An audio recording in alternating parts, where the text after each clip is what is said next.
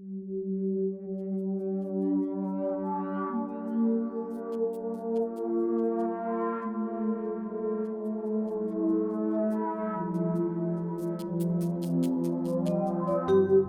l'extrémité orientale de la ceinture saharo-arabique, le désert du Thar a vu fleurir à ses marges l'une des plus anciennes civilisations. Il était alors traversé par le fleuve de la Sarasvati, que les textes védiques vénèrent également comme déesse de la parole inspirée. Progressivement, la mousson d'été s'est affaiblie. Pénurie d'eau, températures élevées et vents secs caractérisent aujourd'hui ce milieu hostile à la vie. Malgré ces conditions, le Thar est le désert chaud le plus peuplé de la planète.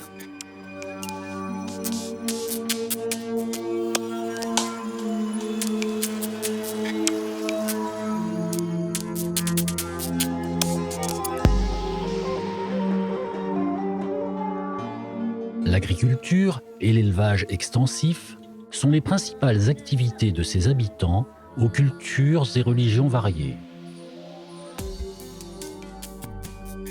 Cet écosystème fragile subit depuis 50 ans une accélération du surpâturage et de la désertification.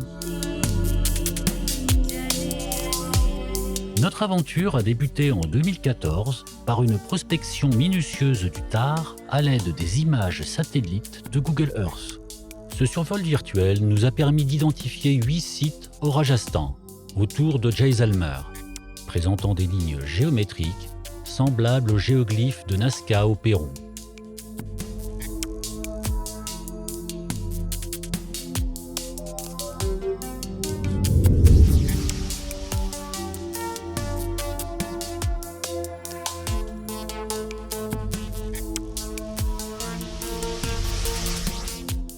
Les géoglyphes sont des constructions humaines plurimétriques, édifiées à la surface de la Terre et présents sur tous les continents. Les archéologues les considèrent avec l'art pariétal et les pétroglyphes comme un genre d'art rupestre.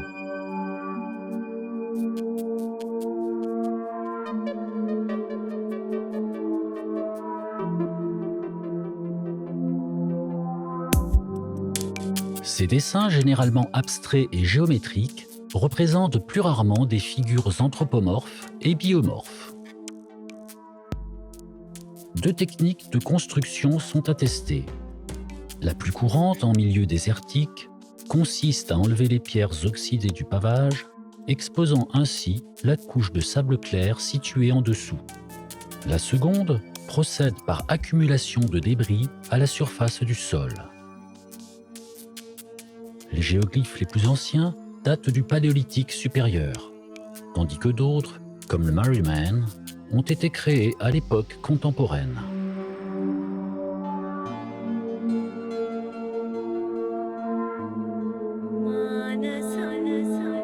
La plupart sont situés en Amérique du Sud, et ceux du désert de Nazca sont de loin les plus célèbres.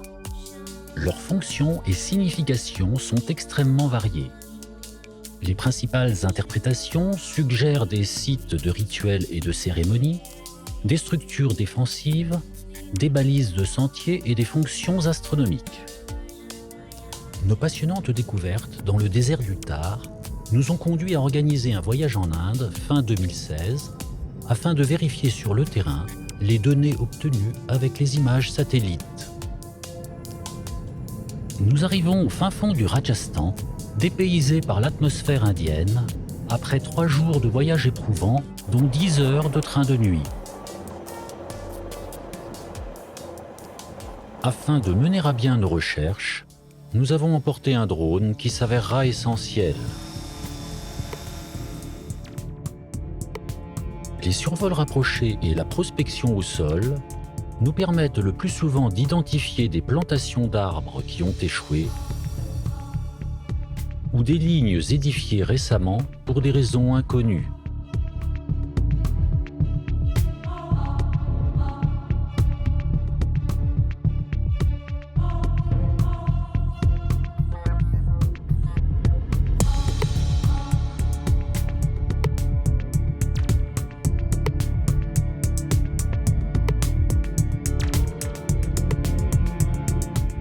L'originalité des motifs proches du village de Boa, à 41 km au nord de la cité dorée de Jaisalmer, a éveillé notre curiosité. Une visite s'impose.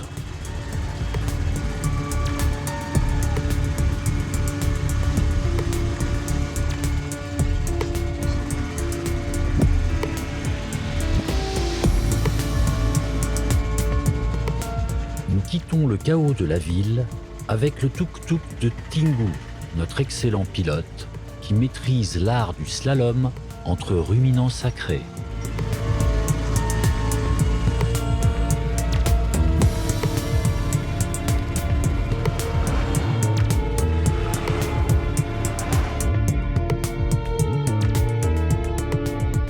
Une étape au site 5 nous permet d'observer les lignes récemment créées autour du temple hindou Kalidungarai.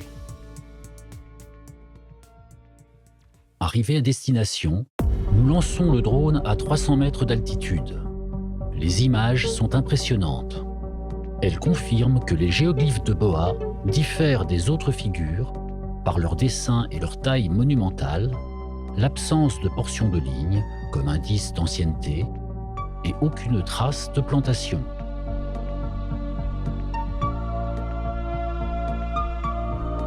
La nuit tombe vite.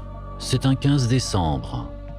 Avec les derniers rayons, la température chute brusquement et l'air froid nous invite à allumer un feu près du camp. Les décors se succèdent. La pleine lune et les nuages qui déferlent éclipsent le ciel étoilé au cours de cette soirée mémorable. L'énigme des lignes de Boa, qui absorbe nos esprits, nous gardera longtemps éveillés. La plus grande unité graphique dessine une ligne spectaculaire de 12 km qui serpente harmonieusement sur 100 000 m², soit près de 2 fois la surface de la grande pyramide de Gizeh. Cette figure compte 12 spires qui se métamorphosent progressivement. Côté est, certaines sections ont une orientation nord-sud parfaite. Sur le flanc sud-ouest de la spirale se déploie une gigantesque ligne serpentiforme d'environ 11 km sur 90 000 m². Elle forme une séquence de 23 segments parallèles reliés par 22 demi-tours semblables à un boustrophédon. Ce terme signifie littéralement « tourner comme un bœuf » et désigne certaines écritures primitives qui se lisent de gauche à droite, puis de droite à gauche. Le tracé se poursuit par d'étranges sinuosités qui se terminent par une petite spirale ovoïde. 4500 mètres de sections absentes ont été soigneusement reconstitués sur ces deux figures. Deux ensembles de lignes méandriformes les prolongent au nord et au sud. Autour de ces 4 unités majeures se trouvent quantité de courtes lignes parallèles. Elles indiquent que les lignes de Boa avaient une extension majeure avant d'être érodées.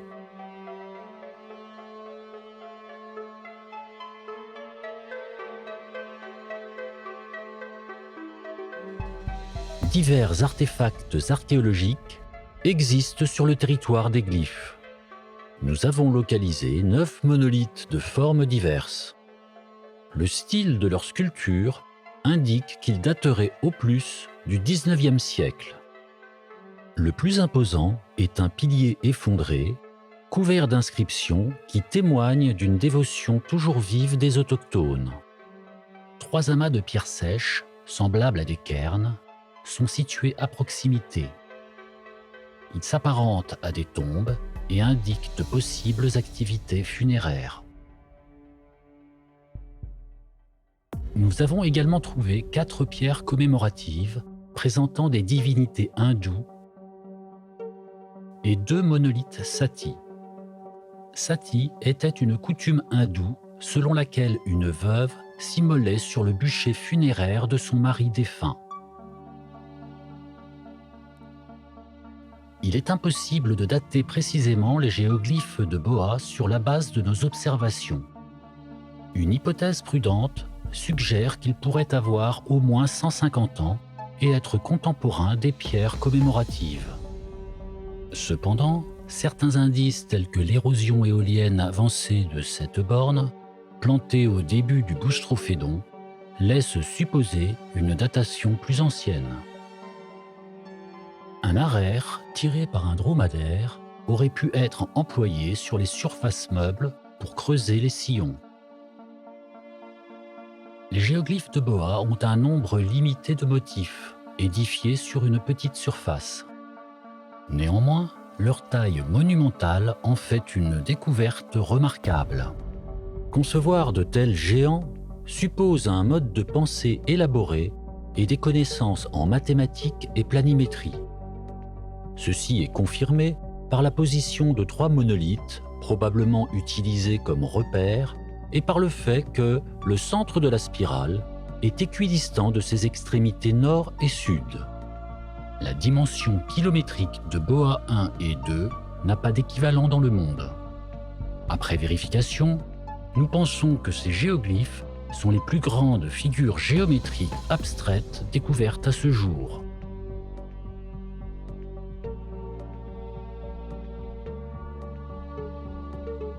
Leurs dessins et juxtapositions sont également uniques et soulèvent plusieurs questions. Quelle relation existe entre ces signes abstraits?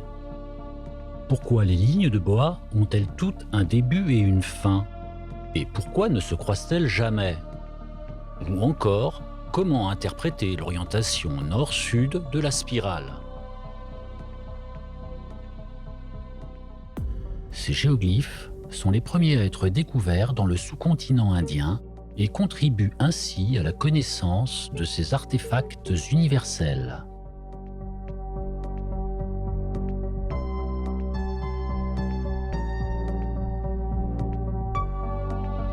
Il est urgent de protéger ce patrimoine extrêmement fragile, car les véhicules qui roulent depuis peu sur les lignes ont provoqué des dommages irréparables, comme le montrent ces images.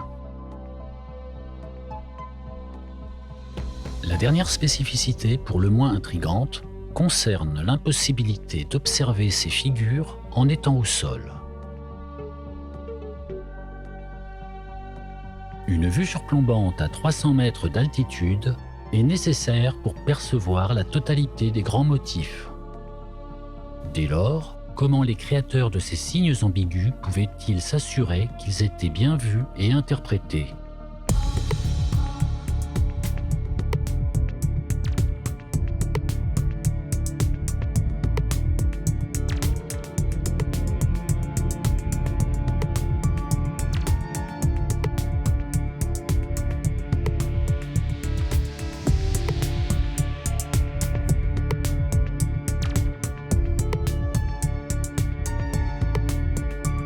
Le philosophe américain Morris a souligné que quelque chose n'est un signe que parce qu'il est interprété comme le signe de quelque chose par un interprète. De ce raisonnement logique découle une énigme. À quels interprètes étaient destinés ces signes avant notre découverte? Serait-il un moyen de communiquer avec le cosmos? Ou bien commémore-t-il un événement céleste observé localement mais disparu des mémoires car les bergers interrogés en ignoraient l'existence? De nouvelles observations sur le terrain devraient permettre de les dater et aboutir à une interprétation symbolique et archéo-astronomique. Quoi qu'il en soit, nous sommes convaincus que ces géoglyphes sont étroitement liés à leur contexte culturel et contiennent probablement un message universel lié au sacré et au cosmos.